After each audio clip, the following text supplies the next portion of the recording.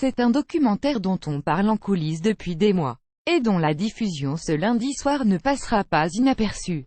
Dans Macron, président, la fin de l'innocence, le président de la République analyse lui-même sa première année de mandat.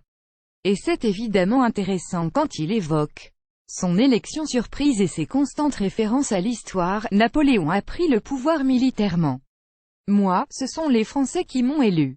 À un moment donné, le peuple français a eu envie d'autre chose. Il revient sur la réception en grande pompe de Donald Trump, si flatté d'être l'invité d'honneur du 14 juillet, ou de Vladimir Poutine à Versailles. Poutine, qui rêve de reconstruire la Grande Russie, est sensible à ça.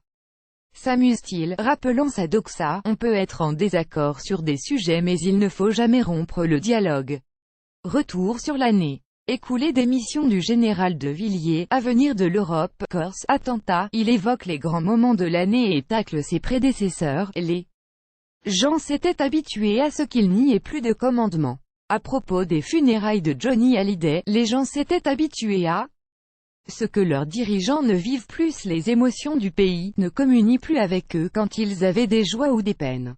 Et le fait de dire « je suis triste avec vous, je sais votre tristesse et en voilà la couleur et en voilà les mots », c'est quelque chose qui a énormément soulagé, mais c'est surtout son inflexibilité sur les réformes économiques qui va être retenue. Nous sommes la France et la France est un pays qui ne se reforme pas, lance Emmanuel Macron, qui explique là une conviction profonde, et dénonce un goût romantique pour la lutte. De nombreux Français, macronistes de la première heure, et Emmanuel Macron parle avec son franc-parler habituel et le réalisateur Bertrand Delay le laisse exposer sa pensée complexe, sans le contredire. « Je ne suis pas journaliste, mais documentariste », se défend-il.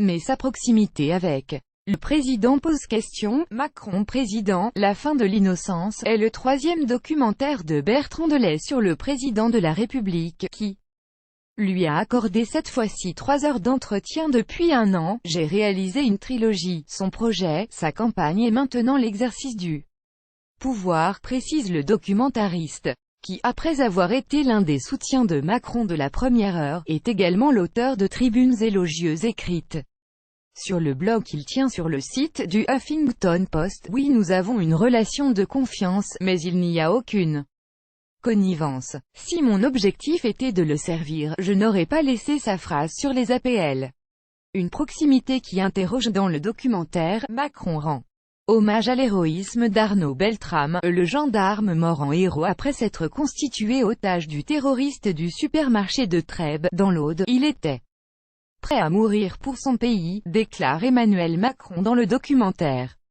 La France, ce sont des idées et des valeurs, pas un syndic de copropriété où il faut défendre un modèle social, dit-il avant de fustiger ceux qui invoquent la tragédie dès qu'il faut réformer ceci ou cela et qui pensent que le summum de la lutte c'est les 50 €. Mais cette proximité interroge d'autant plus que mi-mars, Bertrand Delay a été nommé à la tête de la chaîne parlementaire.